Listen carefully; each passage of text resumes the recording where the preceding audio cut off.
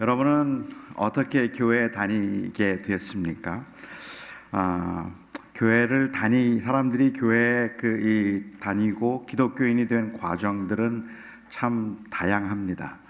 여기 계신 분들 중에도 모태 신앙인 분도 계실 거고, 친구가 전도를 해서 교회를 다니기 시작한 분들도 계실 겁니다. 그냥 심심해서 교회 갔다가 기독교인이 된 분도 계시고, 너무 외롭고 힘들어서 교회에 오기 시작한 분들, 사업에 실패하거나 몸에 병을 얻은 후에 인생의 허무함과 한계를 느끼고 기독교인이 된 분도 계십니다.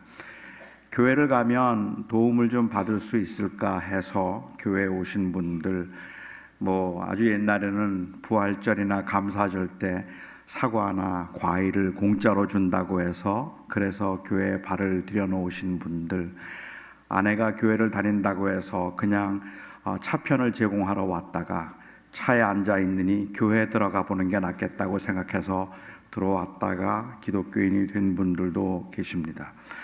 저는 제가 고등학교 1학년 때 처음 교회에 나갔던 날 그 밤의 기억이 지금도 생생합니다. 토요일 날 저녁이었는데 한 20명쯤 신림동에 있는 한 교회였는데요.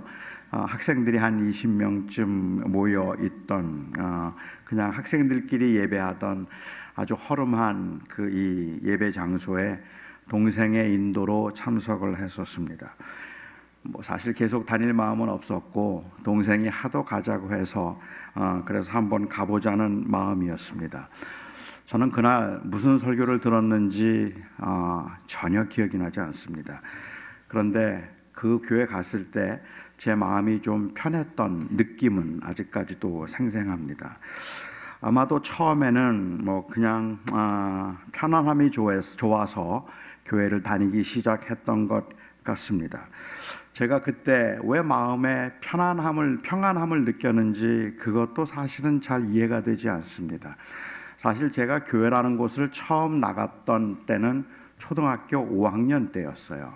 초등학교 5학년 때 저희 동네에 있는 교회를 갔는데 이 교회가 너무 좋은 거예요. 그래서 그냥 교회에서 살다시피 했습니다.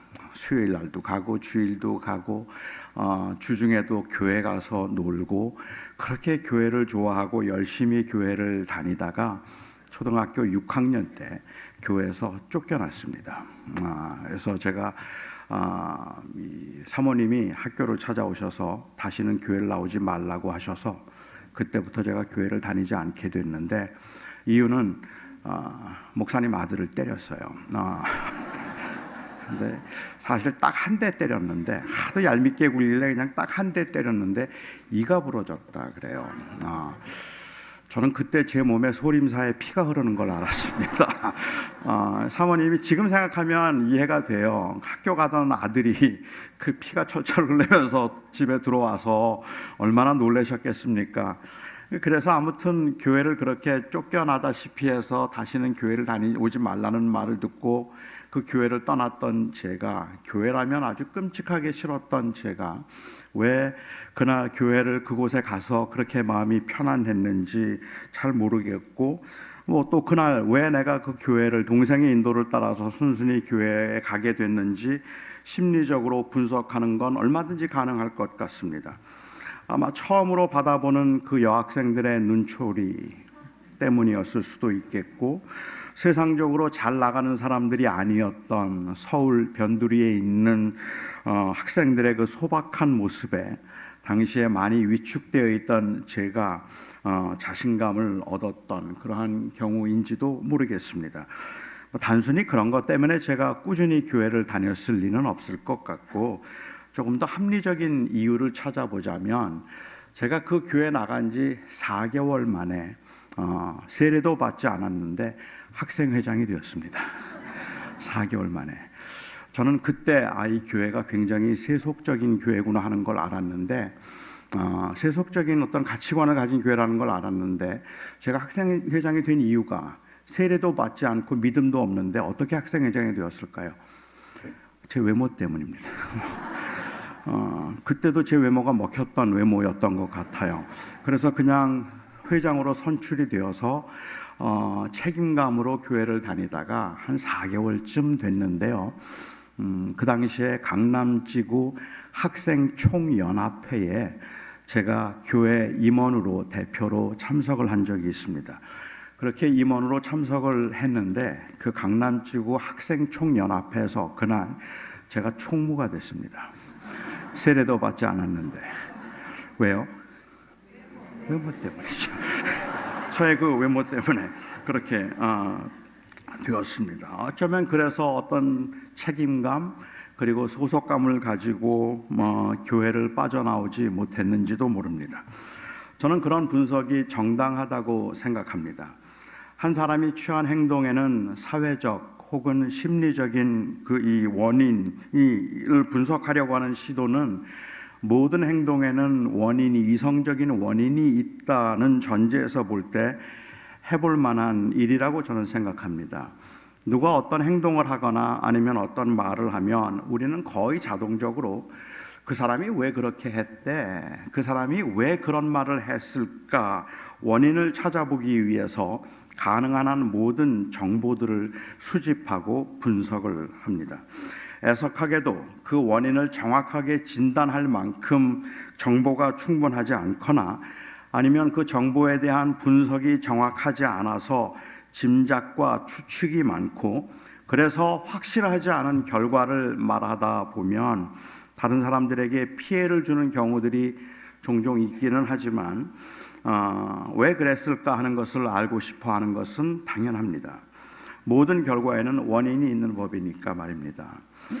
그런데 그렇게 교회를 다니기 시작해서 주님을 만난 거의 모든 사람들이 공통적으로 하는 말이 있습니다. 하나님께서 오래전부터 계획하셔서 그렇게 교인이 되었다는 말입니다. 고백입니다. 교회도 그냥 우연히 나온 것 같았는데 그냥 친구가 인도해서 내가 가자고 마음을 정해서 온 것 같았는데 돌이켜보면 하나님께서 미리 그 길을 예비하시고 그렇게 하나님이 인도하셨다는 고백입니다. 교회 다닌 지 얼마 되지 않는 분들의 입장에서는 하나님의 인도하심이니 하나님의 계획이니 이런 말들을 참 이해하기 힘든 말들 중에 하나입니다. 그게 어떤 걸까? 도대체 하나님의 인도하심을 어떻게 사람이 알 수 있을까 하는 것이 의아하기 때문이기도 하지만 왠지 그 말은 인간의 의지나 인간의 노력을 무시하고 상충되는 그러한 말처럼 들리기 때문에 기독교인들이 하나님의 계획 그리고 하나님의 인도하심을 말할 때 교회 생활을 얼마 하지 않은 분들은 굉장히 혼란스러워하기도 합니다. 하나님의 전능하심과 그 하나님의 주권을 전제로 할 때 하나님의 계획 그리고 하나님의 인도하심을 예정 또는 그리고 섭리라고 그렇게 부릅니다. 그런데 하나님의 주권을 인정하면서도 하나님이 모든 것을 다스리신다는 것을 인정하면서도 이 예정이 이해하기 힘든 이유는 예정이 인간의 자유의지를 인정하지 않는 것처럼 보이거나 아니면 자유의지와 상충하는 것처럼 보이기 때문에 그렇습니다. 그래서 나의 판단과 나의 결정에 의해서 교회에 나갔다고 말하는 것과 하나님의 섭리와 계획에 의해서 교회에 나갔다고 말하는 것, 그것은 서로 모순된 말처럼 들린다는 말이죠. 하나는 인간의 자유의지에 관한 말인 것 같고 또 다른 하나는 예정에 관한 말인 것 같습니다. 40여 년 전에 저의 외모에 넋이 나간 여학생들의 그 관심 어린 눈총에 순진한 마음이 들떠서 교회를 다니기 시작하다가 학생회장을 맡으면서 책임감으로 교회 일에 깊이 관여하고 그러면서 교회 안에서 자존감이 높아지고 목사가 되고 싶다는 마음까지 생겨서 제가 목사가 되었다고 말하는 것이 맞습니까? 아니면 하나님께서 저를 창세 전에 택하시고 저를 그 교회에 보내셔서 세례도 받기 전에 학생회장이 되도록 하시고 저의 원함과는 상관이 없이 그 불가항력적인 주권 때문에 이렇게 목사가 된 것이라고 말하는 것이 맞습니까? 저는 어떤 문맥에서 말하는가에 따라서 둘 다 맞을 수 있다고 생각을 합니다. 예정과 자유의지의 이 상관관계는 온전히 이해할 수 없기는 하지만 이 문제에 관해서 제가 확신하고 있는 두 가지는 말씀드릴 수 있습니다. 우선 첫 번째로 제가 드릴 수 있는 말씀은 인간은 온전히 자유하다는 것입니다. 저는 하나님께서 단 한 번도 제 의지와 상관없이 강압적으로 저를 인도하신 적이 없었다고 확신합니다. 물론 주어진 환경이 저로 하여금 무엇인가를 선택할 수밖에 없도록 만든 적은 맞지만 그때에도 선택은 저의 선택이었습니다.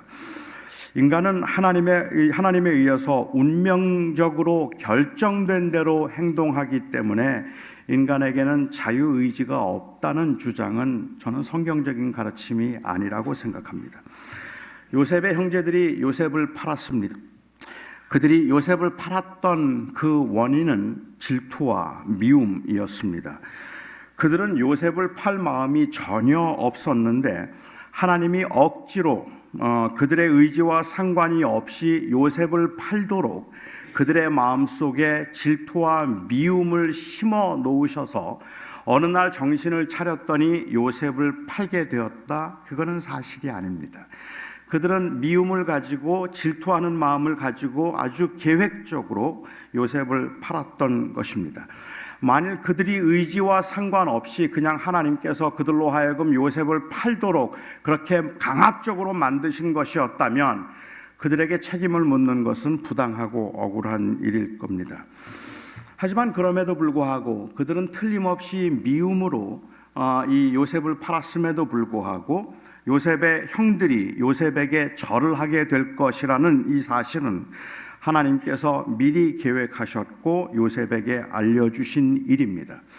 아니, 요셉을 통해서 이스라엘 백성들이 애굽에 들어가고 그 애굽에서 400년 종살이를 한 후에 큰 민족을 이루어 나오게 되리라고 하는 것은 아주 오래전에 아브라함에게 하셨던 말씀이었습니다.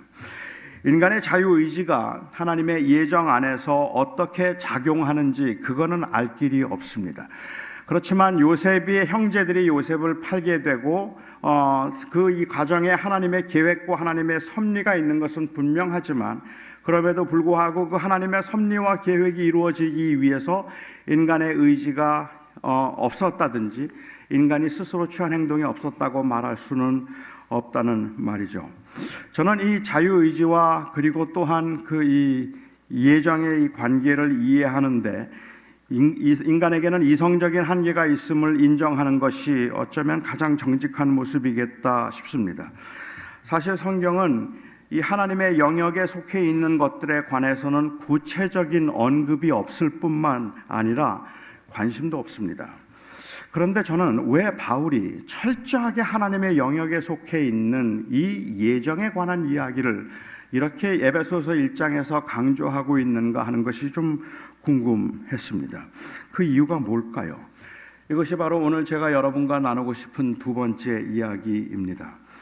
저는 인간이 온전히 자유하다고 믿지만 그렇기 때문에 인간은 무엇이든지 할 수 있다고 생각하지는 않습니다. 자유의지는 능력의 제한을 받습니다. 아무도 저를 구속하지 않지만 아무도 저를 막지 않지만 저는 하늘을 날 수가 없고 마음대로 뛸 수가 없습니다.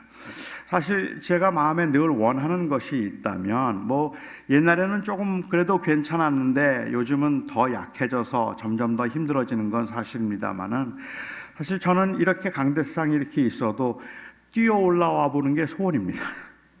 이렇게 막 뛰어 올라와서 그리고 제가 제일 해보고 싶은 것 중에 하나가 이 이어 마이크를 끼고 그리고 왔다 갔다 하면서 설교해 보는 겁니다. 그렇게 왔다 갔다 하면서 설교를 해보고 마음대로 뛰어 올라오고 뛰어 내려갈 수 있으면 얼마나 좋을까. 제가 그렇게 하고자 할 때 아무도 저를 막지 않습니다. 누구도 저를 못하게 하지 않습니다. 그런데 저는 할 수가 없어요. 제가 이것을 할 수 없는 것은 제 자유의지를 누가 침해했기 때문에 할 수 없는 것이 아니라 저에게는 그것을 할 수 있는 능력이 없기 때문에 그런 겁니다. 그러니까 제가 올라올 수 없다는 것은 자유의지의 문제가 아니라 능력의 문제죠. 그것은 자유 능력의 문제입니다.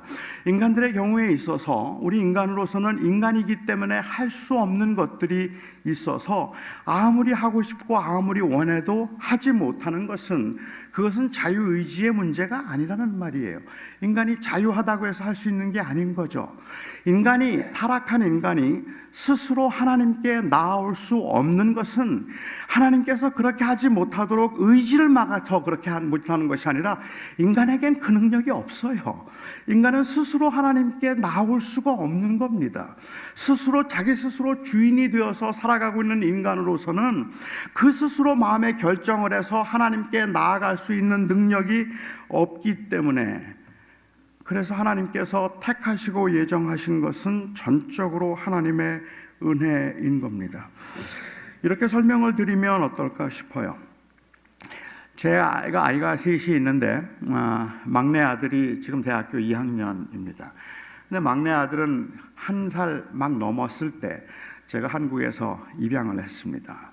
그러니까는 그 셋째 막내 아들은 입양된 아들이에요. 그 아이가 스스로 아무것도 결정할 수 없을 때 저와 제 아내는 그 아이를 택했습니다. 그리고 저의 아들이 되도록 했습니다. 제가 그 아들을 택했다고 말한다면 이건 그 아이에게 자유의지가 있는가 없는가에 관한 말도 아니고, 그 아이가 그 이후부터는 철저하게 저에게 구속되어서 제가 계획한 대로만 행동하고 움직여야 된다는 의미가 아닙니다. 그 아이를 제가 택했다는 말은 저와 제 아들의 관계가 저로부터 시작되었다는 말이고, 이것이 저에게서 시작되었다는 말은 제가 마음을 바꾸지 않는 한은 어떤 경우에도 이 관계는 끊어질 수 없는 관계라는 의미입니다. 저는 제 아들이 자기의 의지와 상관이 없이 제 아들이 되었음을 그 자유의지의 침해라고 부르지 않기를 원합니다. 제 아들에게 누구를 선택할 수 있는 능력이 없을 때, 그리고 자신의 선택에 의해서 인생을 결정할 수 있는 조건이 갖추어지지 않았을 때 제가 그를 택해서 아들이 되게 했음을 그냥 은혜라고 말해주면 좋겠습니다. 그것을 사랑이라고 말해 주었으면 좋겠습니다. 물론 저는 아버지로서 부족한 점들이 너무 많기요, 또 아들을 실망시킨 부분들이 있었을 테니까 그 은혜가 완전하다 말할 수는 없을 겁니다. 저의 무정함 그리고 저의 부족함이 제 아들로 하여금 저에게 선택된 것을 후회하게 만들거나 아니면 원망하게 만들 수도 있을 거예요. 하지만 하나님은 다릅니다. 하나님의 사랑은 다릅니다. 하나님의 자녀가 된다는 것은 왜 나에게 물어보지 않고 나를 그렇게 택했느냐고, 그렇게 나의 자유의지를 침해했느냐고 불평하거나 항거할 수 없는 절대적이고 불가항력적인 것일 뿐만 아니라 그 하나님의 선하심 때문에 이것은 거절할 수 없는 은혜인 겁니다. 이 하나님이 나를 택하셨다는 이 놀라운 사실은, 이것은 우리에게는 말로 다할 수 없는 은혜인 겁니다. 인간의 이 절망적인 상태를 인정한다면 구원이 강권적으로 임했다 할지라도 그것은 부당하지 않습니다. 그렇지 않으면 인간에게는 아무런 이 소망이 없기 때문에 그렇습니다. 따라서 예정교리는 이건 단순한 어떤 철학적인 사변이 아니라 이건 목회적인 위로의 메시지입니다. 하나님이 왜 누구를 택하시고 왜 누구는 택하지 않으셨는가는 모르죠. 하나님께서 왜 야곱을 택하시고 왜 에서를 택하지 않으셨을까 하는 것을 이야기하실 때에도 하나님이 이 로마서 9장을 보아도 하나님께서 야곱을 택하셨다고 이야기를 할 때 그 말의 의미는 사실은 굉장히 인클루시브한 말이었던 것 같아요. 굉장히 포괄적인 그러한 이야기였다는 말입니다. 그러니까 하나님께서 야곱은 미워하시고 에서는 사랑하셨다, 그 하나님이 그 토기장이로서 그렇게 하실 수 없겠느냐, 이렇게 말씀을 하셨는데, 이 말을 만약에 이방인들에게 했다면 그러면 이방인들이 좀 섭섭해할 수 있을 것 같아요. 그렇죠? 하나님이 이스라엘 백성들 택하는 거 하나님 마음이지, 인간이 뭔데 하나님 앞에 감히 그런 말을 하느냐라고 말하면 어쩔 수가 없겠죠. 하지만 로마서를 좀 자세히 읽어보면 거기에서 지금 말씀하고 있는 것은 사실은 유대인들에게 말씀하는 것 같아요. 하나님이 야곱을 택할 수 있는 이 주권적인 주권이 없느냐? 있잖아요. 그런데 그 하나님께서 이방인도 택하여서 구원하기로 하셨다면 너희가 무엇이간데 감히 하나님의 그 사랑에 대해서 함부로 말하느냐는 거예요. 그러니까는 이것은 하나님이 이스라엘만 사랑하셨다는 이야기를 하는 것이 아니라 하나님이 모든 사람을 사랑하기로 하셨다 한들, 그래서 이방인도 하나님이 택하셨고 나를 이방인의 사도로 세우셨다 한들 그것을 가지고 너희가 원망하거나 그럴 수 없다고 말할 수 있겠느냐는 거죠. 그러니까 예정은 사실은 이 브라이언 채플, 그 커버넌트 신학교의 브라이언 채플 총장이 말하는 것처럼 이건 불신자들을 위한 교리가 아니라 신자들을 위한 교리이고 철학적인 사변이 아니라 사실은 목회적인 교리입니다. 여전히 우리에게는 이성적인 고민이 남아 있습니다. 저는 예정에 관해서 철학적으로 논쟁도 가능하다 싶고 왜 어떤 사람은 택하고 어떤 사람은 택하지 않았는가라는 그러한 그 의문도 가져도 괜찮다 생각합니다. 하나님의 주권적인 섭리와 인간의 이 자유의지의 관계에 대해서 치열한 사고를 할 필요도 있다고 생각해요. 그런데 하나님이 우리를 택하시고 우리를 자녀 삼으셔서 우리로 하나님의 그 나라를 기업으로 이어갈 수 있도록 하나님께서 먼저 우리를 택하시고 사랑하셨다는 이 놀랍고 엄청난 사실 앞에서 그런 철학적인 사변들은 별로 무게가 없다고 저는 생각해요. 정말로 중요한 것은 하나님께서 우리가 아무것도 할 수 없을 때, 그 능력이 우리에게 없을 때 하나님이 우리를 찾아오셔서 우리를 구원해 주셨다는 사실입니다. 사도 바울은 이 하나님의 사랑에 관한 이야기를 지금 하고 있는데 아마도 제가 가질 수 있는 의문은 도대체 바울이 왜 이 예정에 관한 이야기를 에베소 교회에 했을까 하는 것이 좀 궁금했습니다. 에베소 교회는 바울에게는 굉장히 애정이 있는 교회입니다. 에베소서를 전통적으로는 로마의 감옥에 있으면서 썼다고 말하는데 최근에 학자들은 가이사랴에는 감옥에서 썼을 가능성도 또 이야기를 해요. 만약에 시간적으로 그렇게 큰 차이는 없지만 가이사랴에서 썼다면 바울이 3년 이상을 사역하던 에베소를 떠나고 얼마 지나지 않아서 쓴 편지입니다. 그러니까는 그 에베소에 있는 교인들 한참 부흥을 경험하고 하나님의 놀라운 은혜를 경험하다가 갑자기 폭동이 일어나서 된소리를 맞은 그 교인들, 믿음으로 살고자 애를 쓰면서 마치 온 도시가 복음화되는 것처럼 교회가 엄청난 성장을 이루었는데 아시아에서 그 복음을 들어보지 않은, 그 바울의 강론을 듣지 않은 사람이 없다고 말할 만큼이나 그렇게 엄청나게 많은 사람들이 복음을 들었고 기적이 일어나서 바울의 손수건만 얹어도 병이 낫고 귀신이 쫓겨나는 역사들이 일어났던 그 엄청난 도시에 폭동이 일어나고 순식간에 교인들은 흩어져서 믿음으로 살고자 하던 교인들이 절망하고 낙심하고 좌절하고 하나님께서 정말 살아계신가 의아해하는 그 상황에 있는 교인들에게 바울이 지금 이 에베소서를 쓰면서 처음으로 했던 말은 하나님의 사랑이 얼마나 무조건적인가 하는 것, 우리가 아무것도 할 수 없었을 때 하나님이 우리를 찾아오셔서 사랑하셨다는 이야기를 하고 있는 거죠. 또한 그리고 난 다음에 바울은 이제 성자 예수 그리스도의 피로 말미암아 속량 곧 죄사함을 받았다라는 말을 합니다. 저는 이 보혈로 죄사함을 받았다는 개념도 좀 이해하기 쉬운 개념은 아니라고 생각합니다. 그리스도의 보혈로 죄사함을 받았다는 말이 무슨 말일까요? 찬송가를 보면 그리스도의 보혈로 죄사함 받고 죄를 씻었다 말하고 보혈로 깨끗해졌다 말해서 그리스도의 피가 마치 무슨 해독제라도 되는 것처럼 우리 몸에 있는 피를 깨끗하게 해주는 것처럼 그렇게 이해하기도 합니다. 피가름의 원리를 주장했던 통일교회 문선명 씨가 아마도 그 대표적인 예가 아닐까 생각합니다.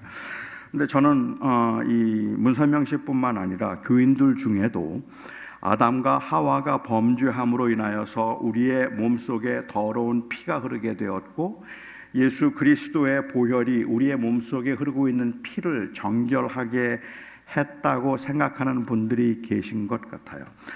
특히 사람의 생명과 그리고 그 인격이 피에 있는 것처럼 말하는 이 문학적 표현들 때문에라도 더욱 그렇게 생각하기가 쉬울 것 같습니다.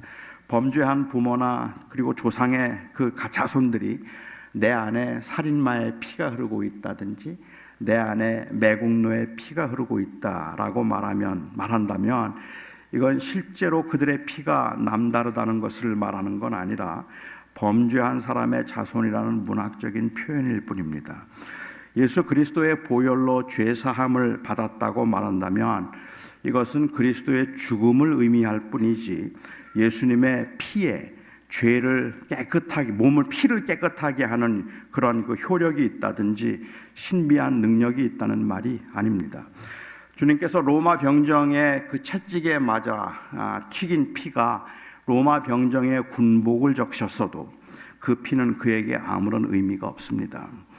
피가 생명을 상징했다면 그래서 피는 곧 죽음을 의미할 뿐입니다. 그러니까 이 말은 곧 예수 그리스도의 죽음이 우리의 죄를 용서받을 수 있게 해 주었다는 말이죠. 성경에서는 이 말을 구속 혹은 속량이라고 부릅니다.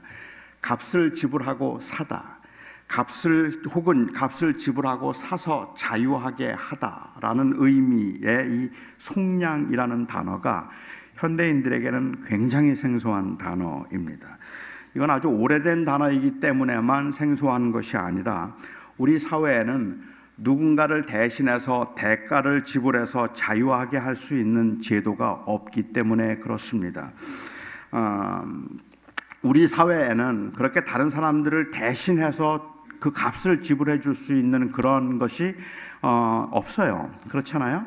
그러니까 자식이 범죄했는데 부모의 심정은 차라리 내가 감옥에 가고 싶죠. 내가 벌을 받고 내가 감옥에 가고 싶은데, 그런데 우리가 살고 있는 사회는 그런 제도가 없잖아요. 부모가 자식 대신에 감옥에 갈 수 있는 건 아니거든요. 그러니까 우리 사회에는 속량이라는 개념이 아예 없고 그런 제도가 없지만 옛날 유대인들이나 헬라인들에게 속량이라는 단어는 그 의미와 이미지가 아주 생생했던 단어입니다. 속량이라는 말을 노예를 위해서 값을 지불하고 사서 자유하게 해주는 것으로 많이 설명을 합니다. 같은 그 의미이기는 하겠지만 저는 구약에 나와 있는 또 다른 한 예를 한번 여러분들에게 말씀을 드리고 싶어요. 구약에서 속량이라는 단어는 노예들에게 뿐만 아니라 동물에게도 사용했던 적이 있기 때문에 그렇습니다. 아주 오래전에 저희 집에서 강아지를 한 마리 키웠습니다. 그 강아지 이름이 뚱땡이였습니다. 제 아내가 그 강아지의 이름을 뚱땡이라고 지어준 것은 뚱뚱해서가 아닙니다. 강아지가 너무 귀여워서 귀엽다는 의미로 뚱땡이라고 이름을 지어주었다고 했는데 아무리 생각해도 저는 수상했어요. 이건 꼭 저를 빗대어서 그런 이름을 지어준 것 같다는 생각이 들었기 때문에 그렇습니다. 제가 좀 못마땅한 날은 유독 강아지를 붙들고 유독 뚱땡이라는 말을 많이 쓰면서 뚱땡이 너 혼날래? 뚱땡이 너 왜 이렇게 말을 안 듣는 거야? 정말 뚱땡이 때문에 못 살겠네. 막 이럴 때마다 제가 막 섬찟섬찟하고 이거 지금 누구한테 하는 얘기일까 하는 그런 생각이 들었던 그 기억이 나는데, 그러니까 제 아내의 경우는 그 뚱땡이라는 이름을 저를 빗대어서 한 건 아닐까 싶어서 조금 수상했죠. 제 아내는 그 강아지를 너무 예뻐했습니다. 제가 집에 들어가면 제 아내는 그 강아지를 안고 저를 맞으면서 했던 말이 있습니다. 뚱땡아, 아빠 오셨다 그래요.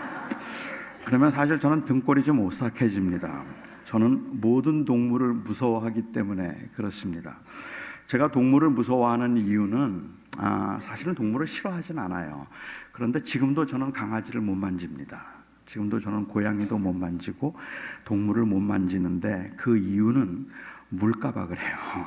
그 강아지가 물까봐. 그런데 율법에 의하면 집에서 기르는 동물이 이웃집 사람을 물어서 해를 입히면 그 동물은 반드시 죽여야 했습니다. 그 동물을 죽이지 않으면 그 동물의 주인이 죽을 수도 있습니다. 모든 경우에 동물을 죽이죠.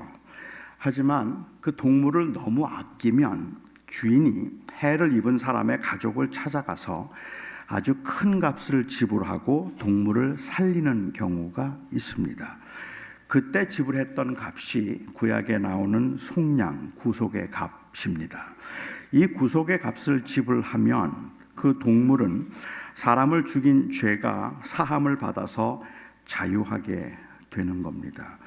예수님께서 이 값을 지불하셨다는 거예요. 그렇다면 예수님은 누구에게 이 값을 지불하시고 우리를 사신 걸까요? 어떤 사람은 예수님께서 사탄에게 그 값을 지불하시고 우리를 사탄에게서 사셨다라고 그렇게 주장하기도 합니다. 인간이 죄를 지음으로 이제 사탄의 종이 되었는데 예수님께서 대신 죽으심으로 그 값을 사탄에게 지불하시고 우리를 속량해서 하나님의 자녀가 되게 하셨다는 말입니다. 하지만 그것은 죄에 대한 오해입니다. 우리는 사탄에게 죄를 지은 적이 없습니다. 예수님께서 사탄에게 그 죄값을 지불하셔야 될 이유도 없습니다. 우리는 하나님께 범죄했습니다. 그리고 인간은 처음부터 사탄의 유혹에 넘어가서 사탄의 종처럼 사탄을 따라서 행했다는 것이 문제가 될 뿐이지 사실은 우리가 사탄을 섬기게 된 것은 아닙니다. 우리 스스로 우리 인생의 주인이 되고자 우리가 하나님을 거부한 것이 우리의 문제이죠. 아직 예수님을 모르고 사는 분들은 하나님 대신에 사탄을 주인으로 섬기고 있는 것이 아닙니다.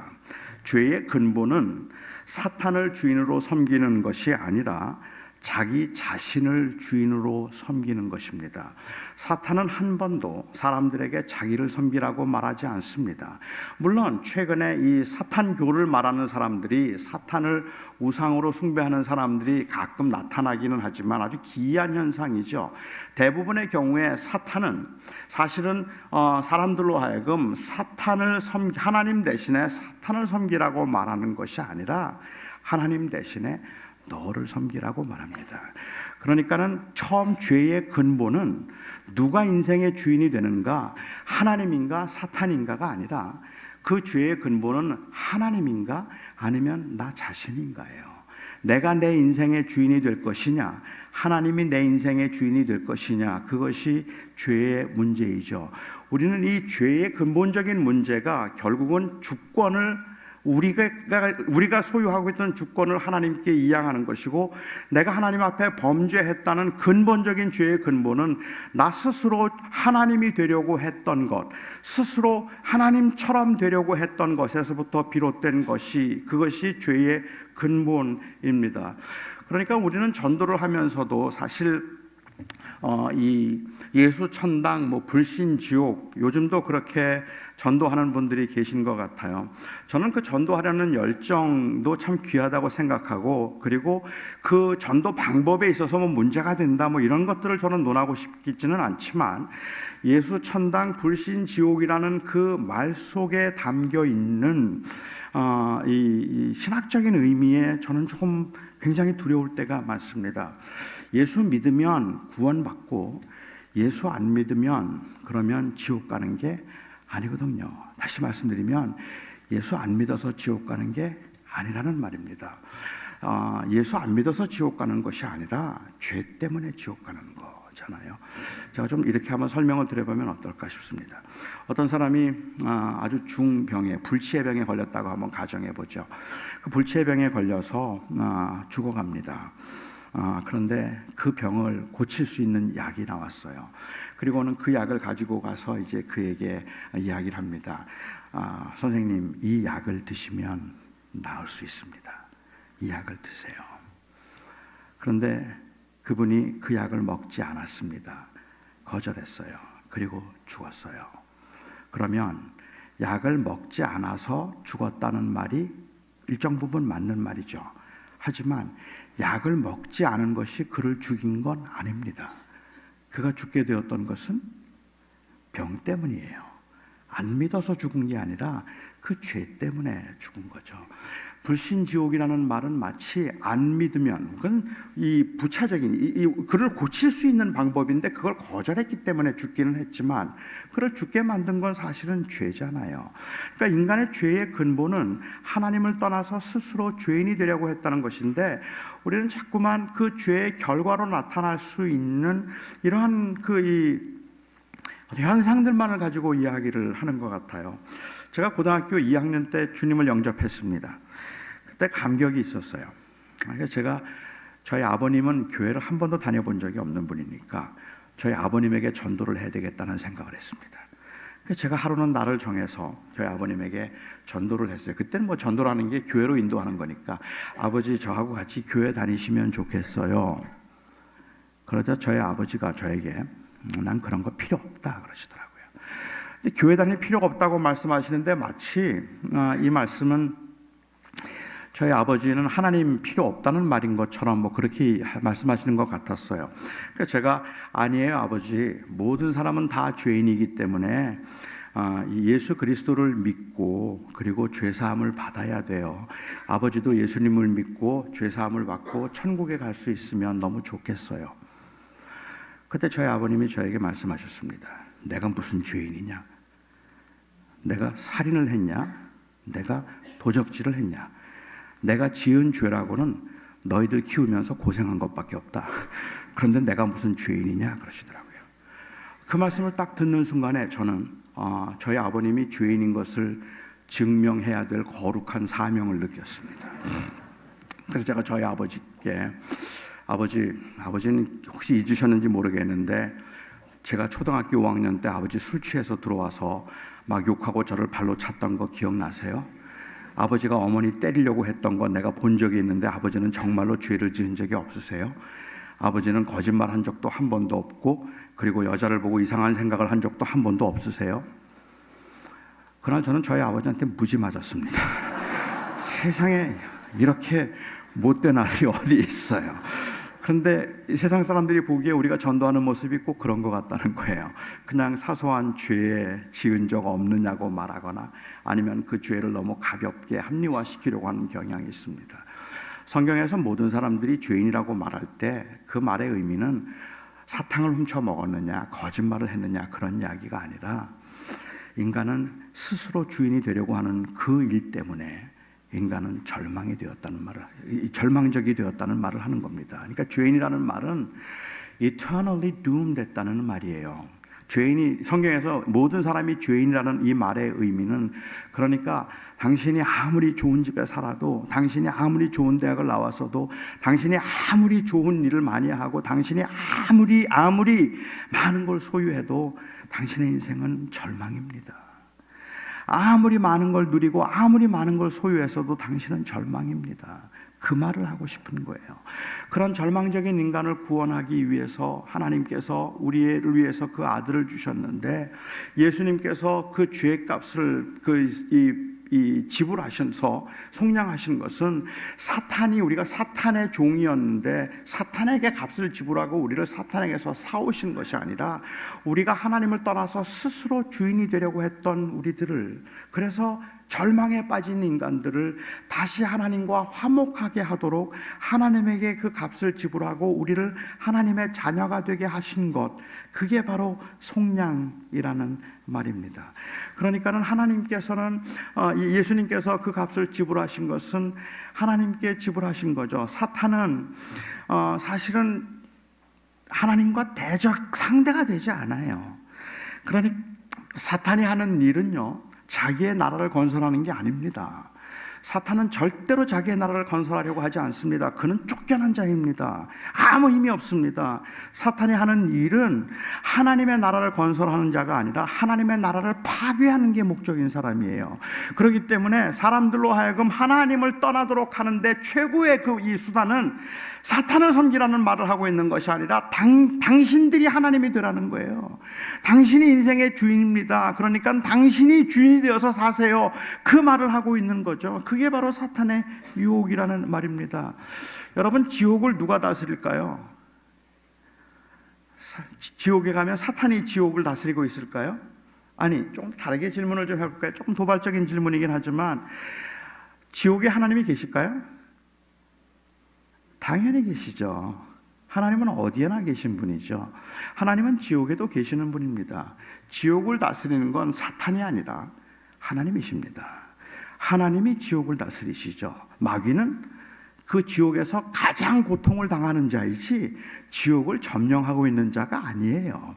그 마귀, 그 지옥조차도 다스리시고 그곳에서도 그 주권을 행사하셔서 그 마귀를 올가매셔서 더 이상 마귀가 결박된 채 꼼짝도 하지 못하도록 잠시 풀어져 있기는 하지만 결국은 그를 묶어서 결박하고 영원한 그 음부의 권세가 아는데 두게 하실 그 하나님, 예수님께서는 그 하나님께 값을 지불하고 우리로 하여금 하나님과 화목하게 하신 것입니다. 속량이란 사람을 죽인 짐승을 구하기 위해서 지불한 값이라고 말씀을 드렸습니다. 여러분은 이런 황당한 이야기를 믿으실 수 있습니까? 이런 말도 안 되는 이야기에서 여러분들은 공의가 느껴지십니까? 아니, 이런 이야기가 어떻게 여러분들에게 마음에 와닿을 수 있단 말입니까? 부모가 자기 아들을 사랑하고 그래서 아들을 대신해서 죽음을 택했다면 저는 아름답다 말하겠습니다.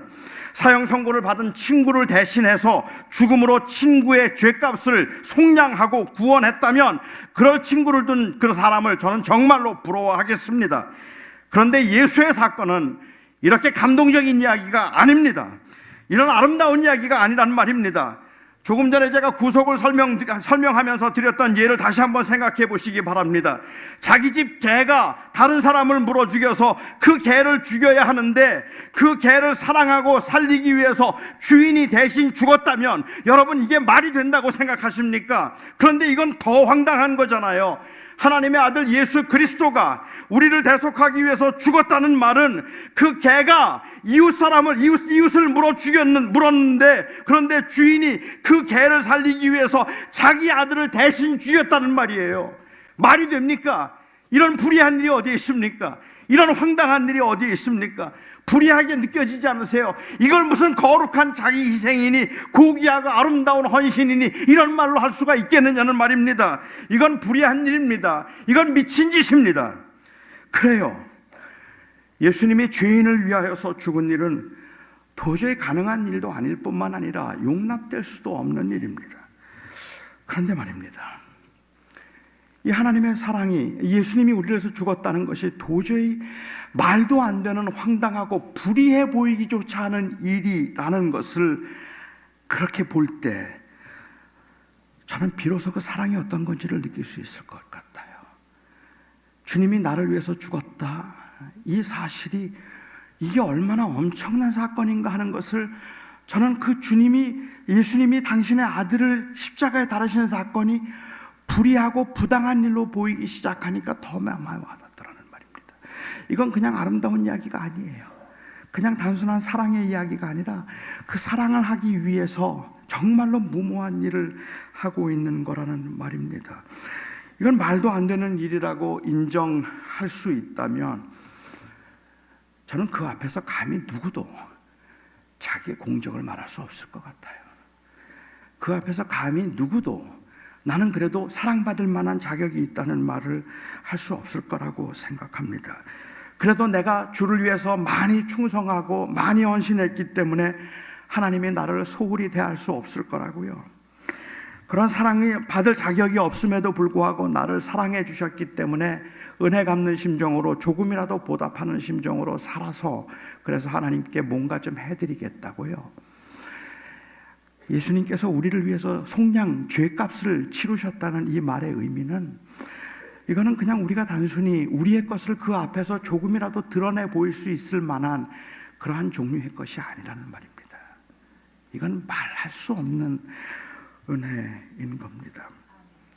19세기 이 미국이 한참 도덕적으로 문란하다고 생각되고 자본주의가 아주 팽배했을 때 이 사회 복음주의, 소셜 가스펠이라고 하는 그 사회 복음주의 운동을 하던 사람 중에 찰스 쉘던이라는 목사가 있습니다.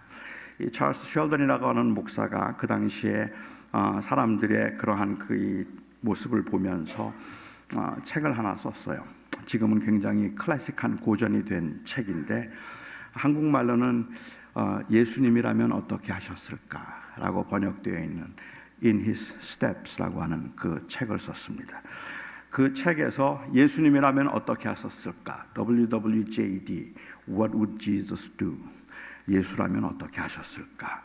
그래서 어떻게 예수님을 본받는 삶을 우리가 살 수 있겠는가 하는 걸 찰스 셸던이 거기에서 많이 강조를 했습니다.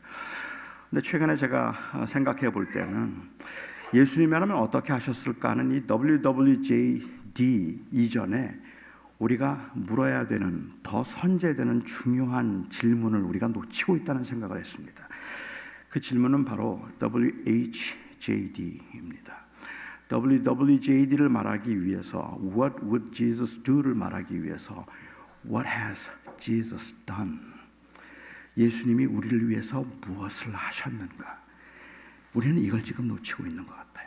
예수님을 본받자고 말하고 예수님처럼 희생하자는 말을 하고 있는데 그 말을 가능하게 만드는 가장 근본적인 중요한 질문, 예수님이 우리를 위해서 무엇을 하셨는가? 이 말로 다 할 수 없는, 상상하기조차 어려운 이 놀라운 사랑을 우리에게 보여주셨다는 이 사실을 우리가 놓치고 있다는 것이 애석하다는 생각이 듭니다. 제가 목회를 하면서 굉장히 열심히 힘들게 쉬지 않고 목회를 한다고 생각해서 교인 중에 한 분이 좀 쉬어가면서 하라고 플로리다에 아주 좋은 별장을 하나 사주셨습니다. 꿈이에요. 뭐 사실 저는 별로 그렇게 한 것도 없는데 아무런 조건도 없이 그냥 좀 쉬어가면서 하라고 저에게 플로리다의 별장을 만약에 누가 사주셨다면 저는 굉장히 고마워할 겁니다. 저는 그래서 아마 그것을 혼자 쓰지 않고 다른 목사들도 같이 좀 쉬어갈 수 있도록 그렇게 다른 사람과 나누겠다고 말을 하기도 할 겁니다.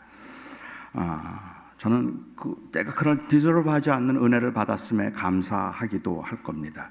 하지만 저는 그 앞에서 내가 평생 종이 되어서 살겠습니다라고 고백하지는 않을 겁니다.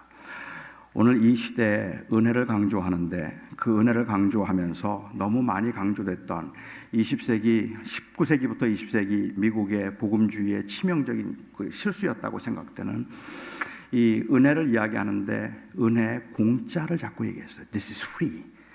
이건 거저 주신 겁니다. 맞죠? 그런데 이 플로리다 별장을 거저 주셨다고 할지라도 그 거저 주신 것이 고맙고 그래서 그 열심히 살겠다는 마음은 있지만 그 앞에서 몸을 떨 만큼 그 이 두려움을 느끼지는 않아요. 은혜의 특징은 거저 주심이라는 데 있는 것이 아니라 우리는 도저히 받을 수 없는 것을 주셨다는 데 있는 겁니다. 받을 수도 없는 은혜를 우리에게 주셨다. 나는 그것을 감당할 수가 없다. 그것이 바로 속량의 은혜라는 말입니다. 저는 지금까지 신앙생활을 하면서 예수 그리스도를 통한 이 구원의 은혜를 이해했다고 생각했습니다. 그리고 그 무조건적인 사랑에 진심으로 감사했습니다. 내가 아무것도 한 것이 없는데 하나님이 나를 찾아오셔서 사랑하시고 자녀 삼으신 참 좋으신 하나님이라고 저는 생각했습니다. 지금도 그 마음은 여전합니다. 그런데 하나님께서 저를 사랑하신 건 불의한 일이라는 생각은 한 번도 해본 적이 없습니다. 하나님은 사랑이니까 그렇게 할 수도 있다고 생각했지, 하나님이 저를 사랑한 것은 말도 안 되는 황당하고 터무니없는 일이라고 생각한 적은 없었습니다. 그런데요, 하나님이 저를 사랑하시고 저를 위해서 그 아들을 주신 것은 말도 안 되는 너무 황당한 일이라고 하는 것이 느껴지기 시작했을 때 저는 그때 비로소 하나님 앞에서 제가 내놓을 게 아무것도 없다는 것을 비로소 알았습니다. 그 하나님 앞에서 제가 무엇을 자랑하거나 아니면 무엇을 말할 수 있는 그 자리에 있는 것이 아니고, 내가 이만큼 했으니까 하나님께서 이제 나에게 복을 주셔야 됩니다. 내가 이만큼 섬겼으니까 하나님께서 이제 나를 도와주셔야 됩니다. 이런 말을 할 수 있는 위치에 내가 있는 게 아니라는 걸 그때 알았습니다. 어떤 것도 하나님 앞에 내놓을 수가 없더라고요. 그 엄청난 하나님의 그 황당한 사랑 앞에 말입니다. 어떻게 그런 일이 가능하다는 말입니까? 제가 주님의 영광을 위해서 무언가를 하겠다는 생각이 들고, 그리고 그 이름을 찬송하고 영화롭게 하게 만들겠다는 그 생각은, 그렇게 함으로 하나님의 페이버를 얻겠다는, 하나님의 그런 그 사랑을 얻겠다는 의미에서가 아니라, 그 사랑이 아름답다고 느껴졌을 때가 아니라 그 사랑이 불의하다고 느껴졌을 때입니다. 황당하다고 느껴졌을 때입니다. 바울은 그리고 나서 세 번째로 성령의 은혜를 강조합니다. 예수님께서 완성하신 그 구원을 우리에게 적용하시는 그 성령의 일을 설명하기 위해서 두 개의 이미지를 사용하고 있는데, 하나는 인치심이고 또 다른 하나는 보증입니다. 사실 이 이미지만 가지고는 성령이 무슨 일을 하시는지 감이 잘 오지 않습니다.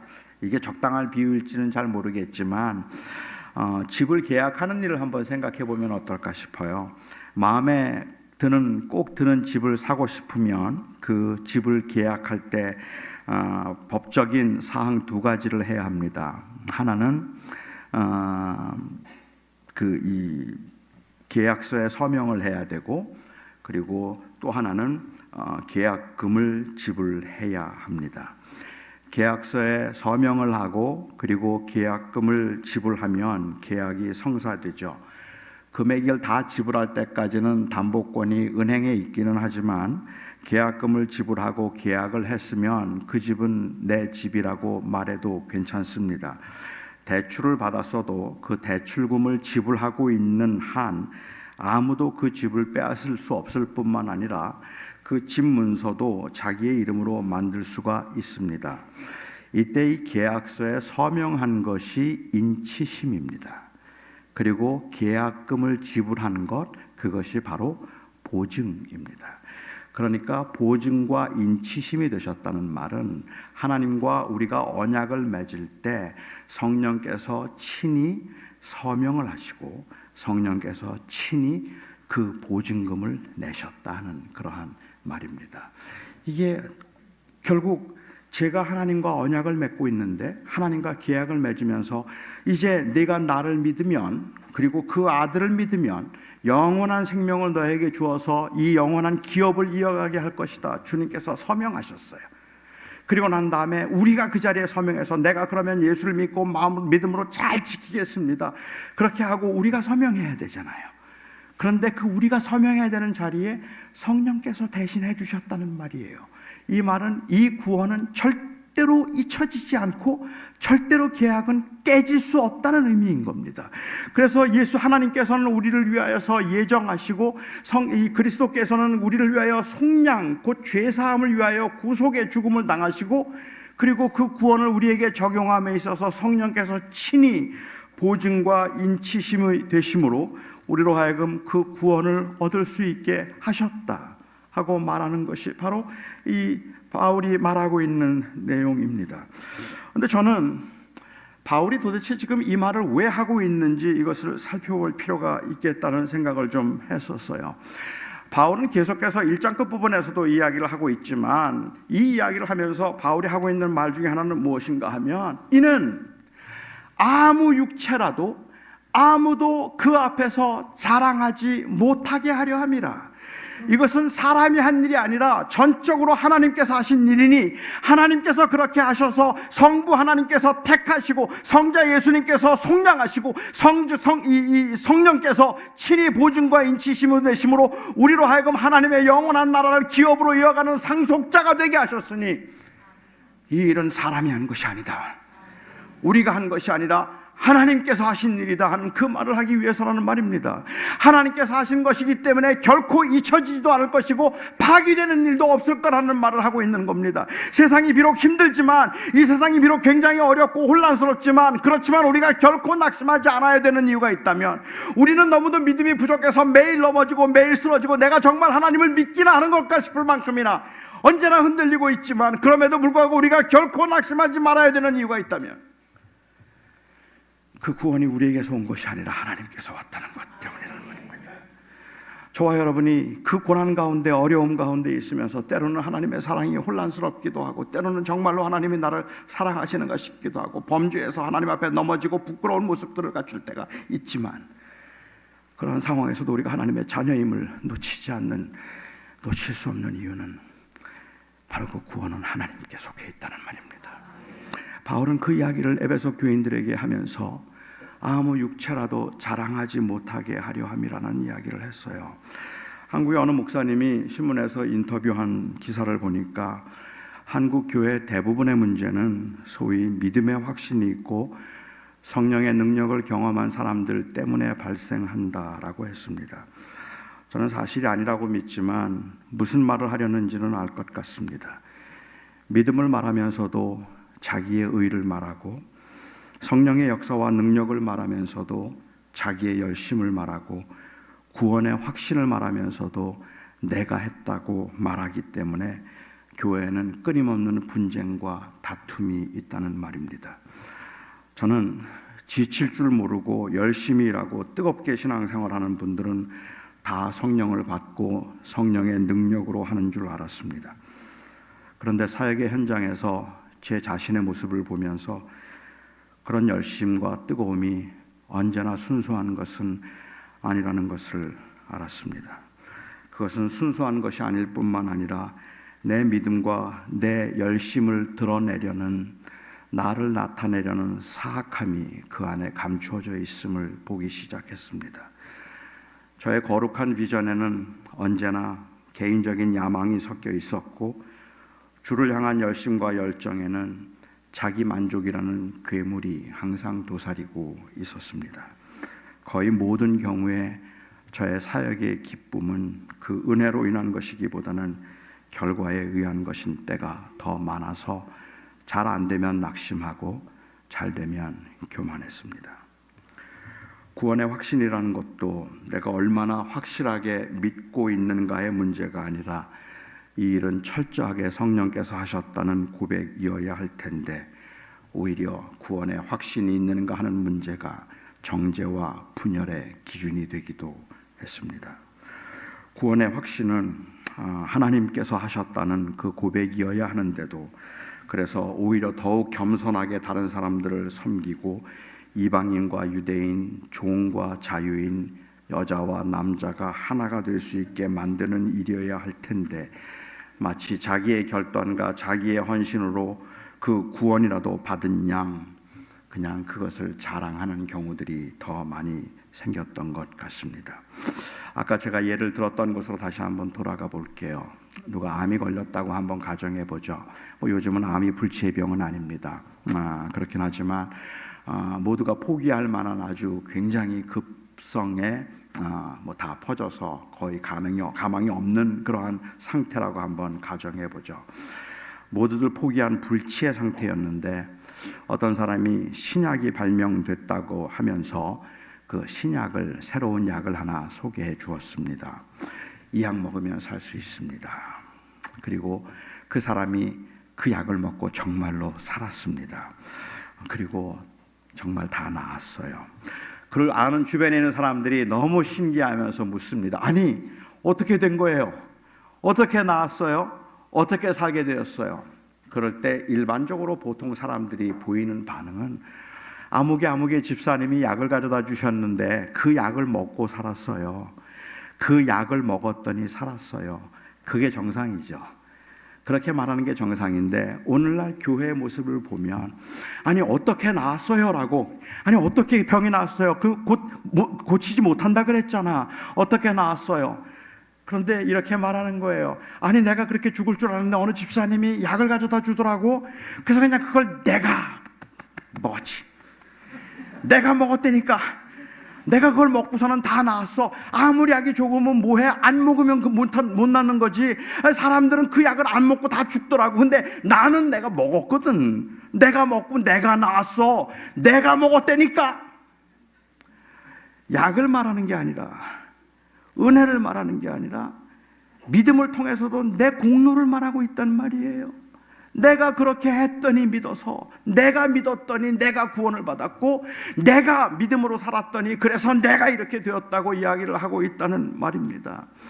저는 요즘은 가끔 그런 생각이 들어요. 많은 오해 때문에 그렇기도 하지만 예수를 믿으면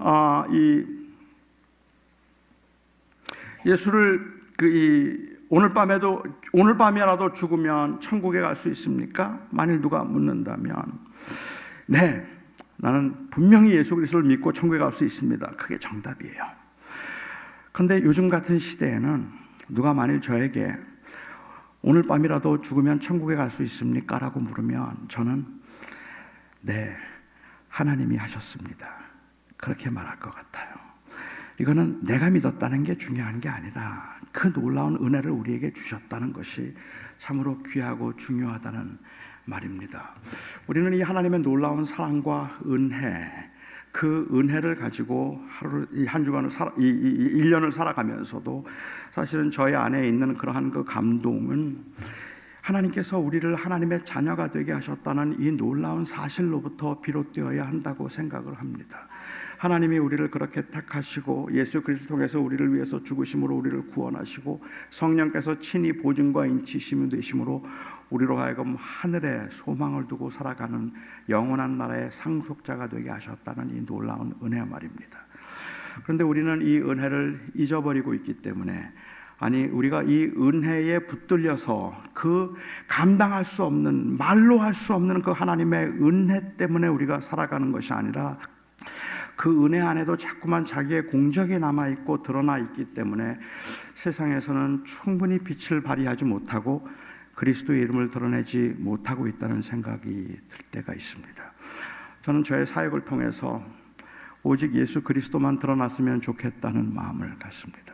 내가 얼마나 잘했는가, 내가 얼마나 성공했는가가 아니라 오직 예수 그리스도만이 드러나고 내 삶을 통해서도 오직 그리스도만 존귀케 되어서 그 은혜의 구원을 찬송하도록 함이 저의 삶의 목적이 되었으면 좋겠다는 생각을 하게 됩니다.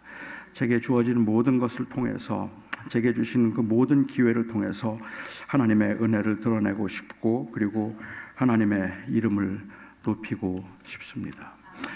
그게 잘 안 되죠.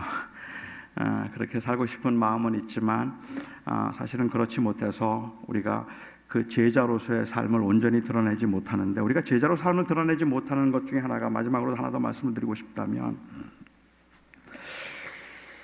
여전히 우리 안에는 그 우리의 것을 자랑하고 싶은 마음이 있기 때문에 이제 그런 것 같아요. 예수님께서 마태복음에 보면 돼지에게 진주를 던지지 말고 개에게 거룩한 것을 주지 말라는 말씀이 있습니다. 그런데 이 말씀도 오해가 참 많아요. 돼지에게 진주를 던지지 말라는 말씀을 마치 영적 분별력에 관한 말씀인 것처럼 이해하는 경우들이 있는 것 같아요. 그러니까 제가 이해하기엔 이건 제자도에 관한 말씀인데, 그런데 영적인 그 이 분별력에 관한 말씀으로 보면 돼지에게 진주를 던지지 말라고 했으니까 이 돼지에게는 진주를 던지면 안 되는 거잖아요. 그래서 우리는 누가 돼지인지를 잘 구별해내야 되는 거죠. 그래서 돼지에게 진주를 던지면 안 되니까 누가 돼지입니까? 이 말씀의 의미가 복음을 듣지 않으려고 하는 사람에게는 전도하면 안 된다는 말인가요? 예수님을 욕하는 사람에게는 전도하면 안 된다는 말인가요? 아까 제가 시작하면서 말씀을 드렸던 것처럼 저는 초등학교 6학년 때 교회에서 쫓겨났어요.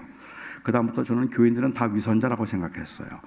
다 거짓말장이라고 생각하고, 제가 그 교회에 가게 된 그 결과만 말씀을 드렸지만, 제 동생이 저를 교회로 인도하기 위해서 참 애를 많이 썼습니다. 형, 나하고 교회 같이 가자. 그렇게 말하면 제 동생 방에 제 동생이 아끼던 예수님 사진이 하나 있었습니다. 그걸 그렇게 좋아했어요. 어디서 얻어왔는지. 근데 제 동생이 저에게 형, 나하고 교회 가자, 그 말을 하면 저는 그 방에 들어가서 그 예수님 사진에다 침을 뱉었습니다. 침을 뱉고, 만일 나한테 한 번만 더 교회 가자 그러면 내가 저 사진 부셔버린다. 나한테는 전도하지 마.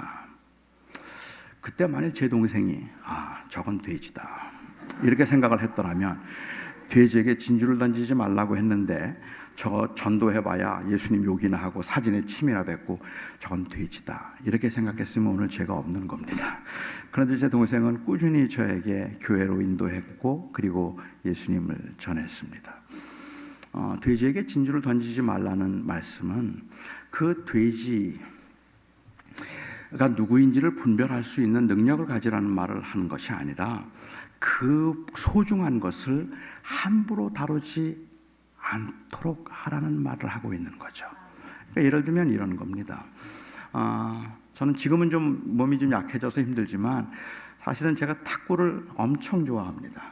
그리고 많이 좋아했어요. 탁구를 잘했어요. 학교에서도 뭐 시합에도 나가서도 여러 번 우승도 하고 그리고 탁구를 굉장히 좋아하고 잘했습니다. 근데 한번 이렇게 예를 들어보면 어떨까 싶어요. 제가 탁구를 너무 이거 예입니다. 탁구를 너무 좋아한다는 걸 알고 제가 옛날에 좋아하던 이 국가대표 윤남규 선수라고 있습니다. 혹시 여러분도 아시나 모르겠습니다.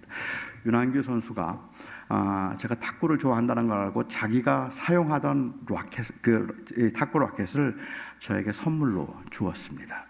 예를 들면요, 선물로 주었어요. 저는 그 선물을 받고 너무너무 좋았어요. 제가 좋아하는 선수가 저에게 준 선물이기도 하고 자기가 아끼던 걸 주었기 때문에 이건 값으로 환산할 수 있는 게 아니잖아요. 그래서 제가 그 탁구 라켓을 가지고 와서 집에 들어오면서 그 아이들과 제 아내를 불렀습니다. 그리고는 아이들과 아내에게 말하는 거예요. 여보, 이건 뭔 줄 알아? 이 라켓은 윤남규 선수가 쓰던 라켓인데 이걸 나한테 선물로 줬어.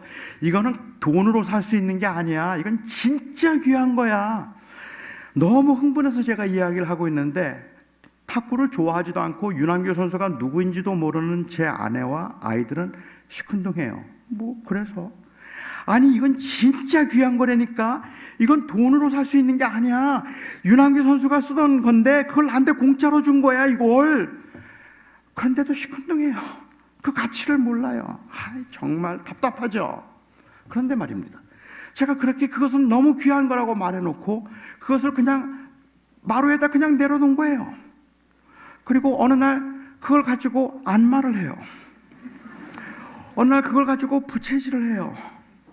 어느 날은 그걸 가지고 파리를 잡아요.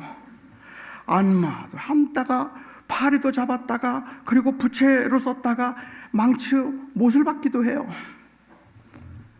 하루는 제가 밖에 나갔다 들어왔더니 탁구 라켓 위에다가 제 아내가 커피잔을 올려놨어요. 세상에 이게 어떤 건데. 너무 화가 나서 제가 제 아내를 불렀습니다. 여보, 이게 뭔 줄 알아?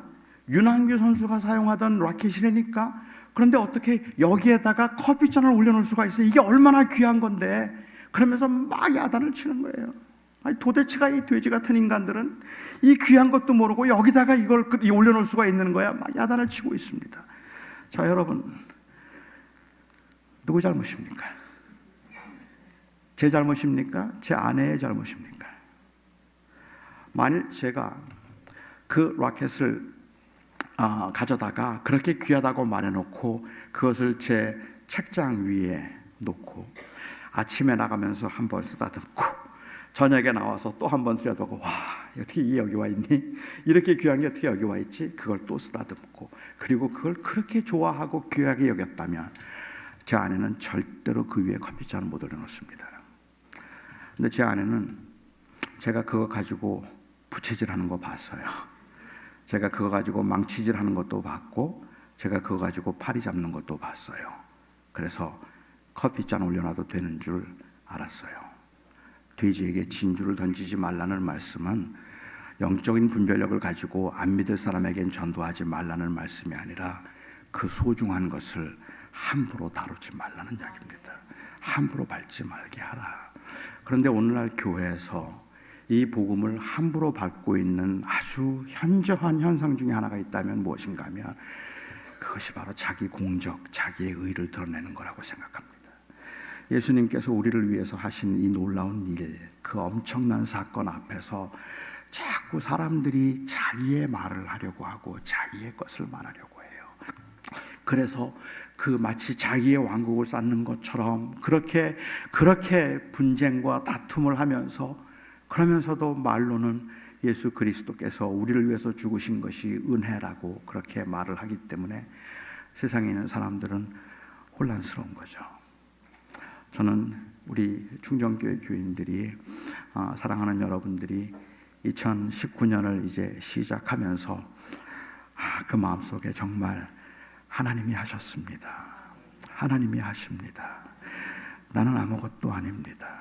그 은혜 앞에, 그 놀라운 복음의 은혜 앞에, 그 그리스도의 은혜를 드러내고자 하면은 나는 아무것도 아닙니다. 이 고백으로 한 해를 살았으면 좋겠습니다. 기도하겠습니다.